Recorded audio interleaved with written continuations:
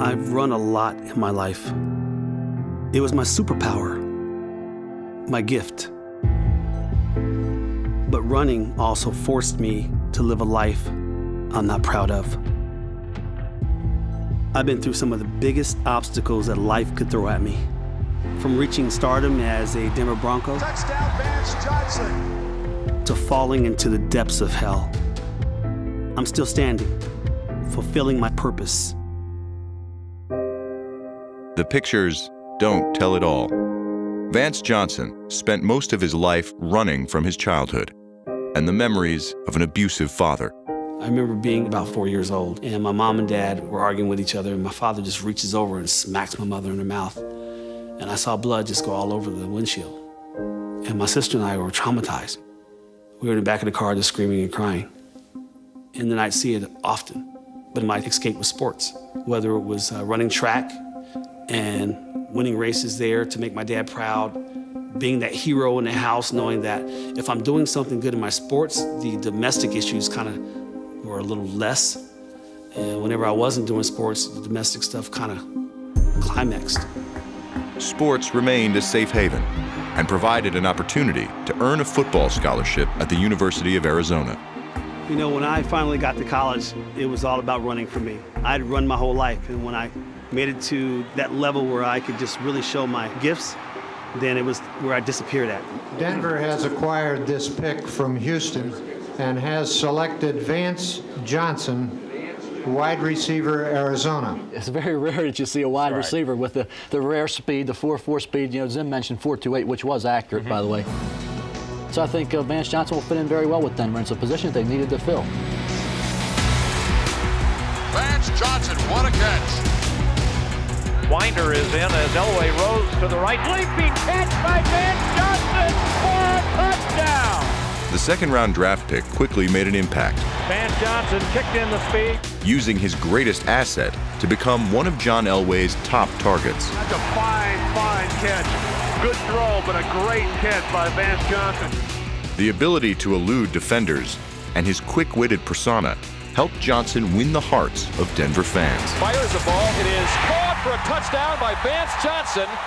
I was watching the movie Three Amigos, and I was like, I got a great idea.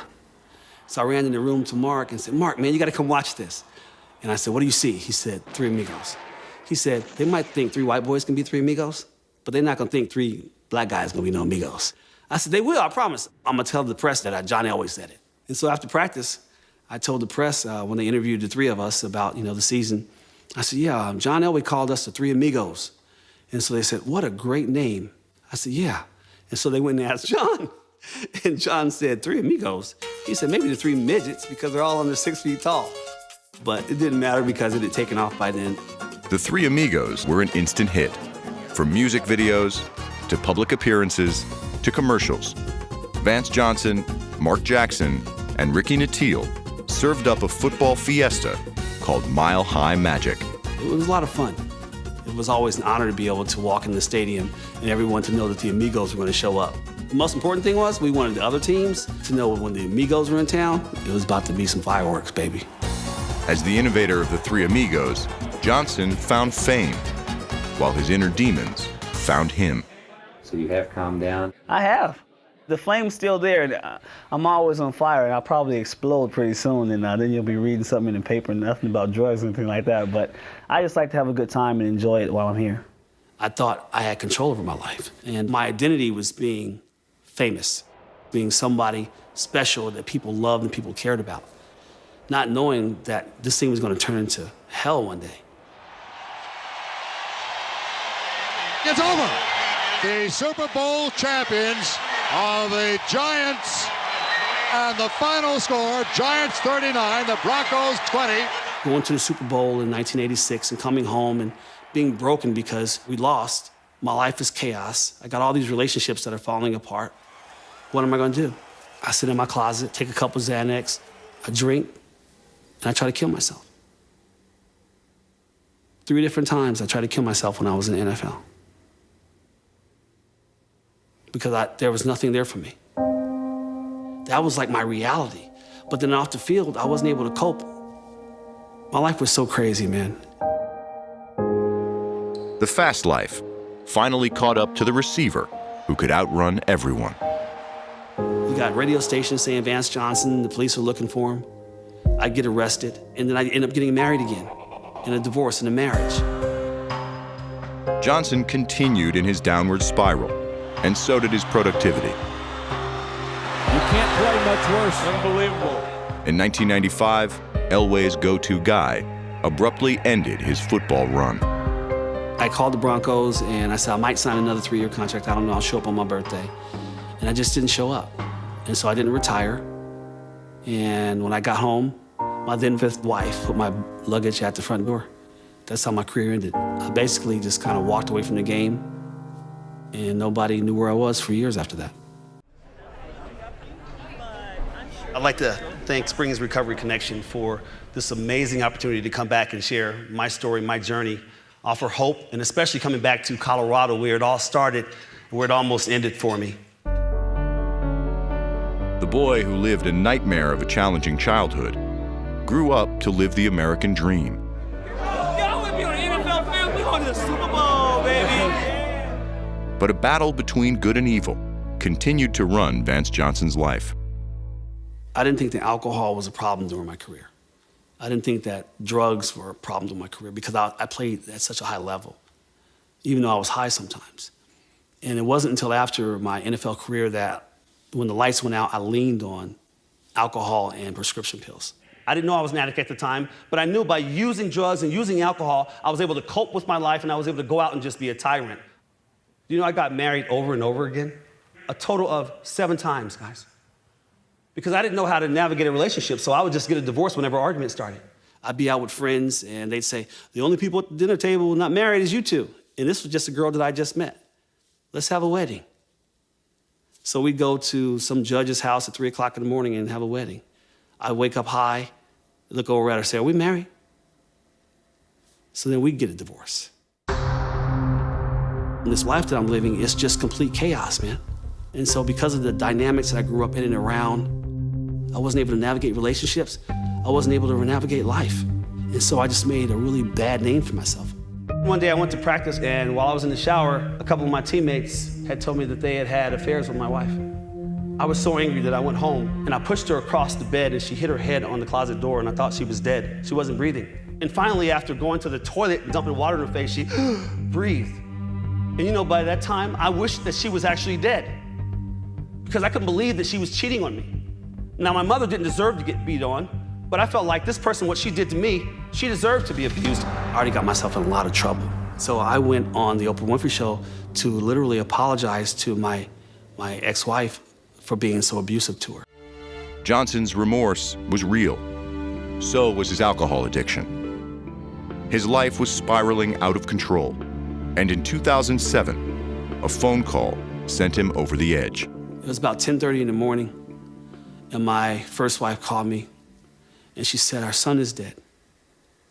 And I was behind the bar in the restaurant, and I said, what? She said, Bond is dead. A drunk driver ran a stop sign and killed him.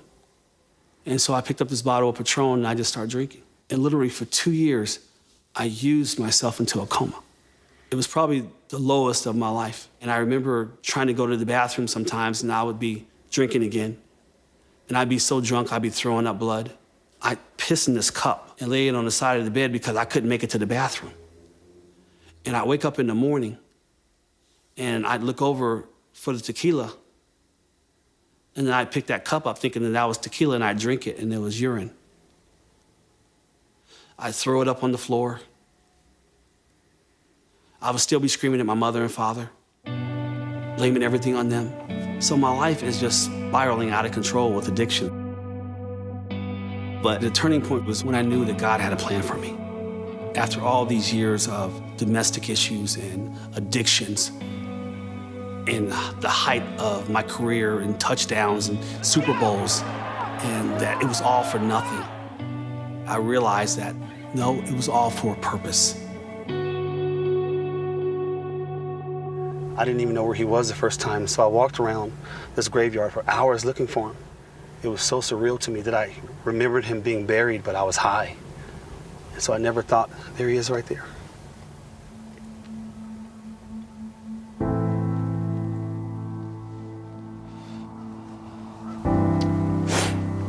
love you, man.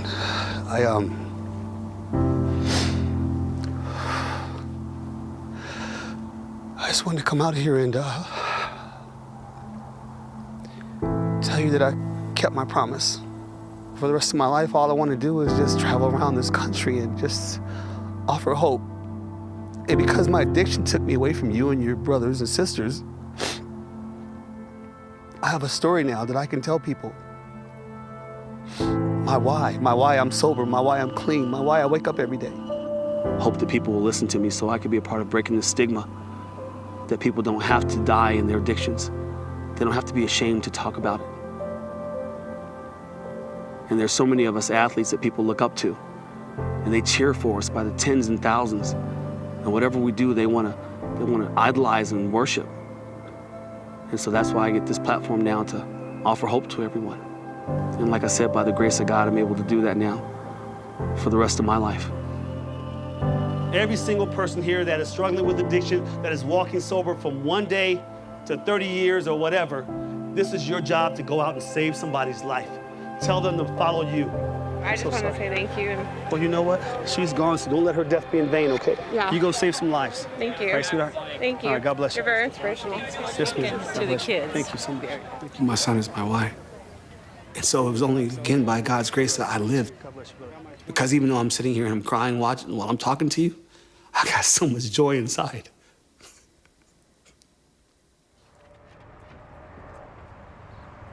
Today, Johnson lives in a suburb of Philadelphia, married to his 8th wife. The first year was really tough. He wanted to gain my trust and gave me passwords to everything, access to everything. I mean, he's a different person. He is very loving to everybody he meets. Walking clean too, huh? Yep, 18 days. 18 days? I never turn him back. That is so cool, man. 18 days? Yep. He didn't give up, and I think it was a lot of the reason that he's got this passion to help people today. And I think that's one of the reasons that he keeps going. The man who once ran the streets of Denver now moves at a slower pace. One that is helping him outrun his past, one step at a time, one day at a time. There's no good in who I used to be. And so for every person that's listening that wants to have change, I'm proof that it's possible.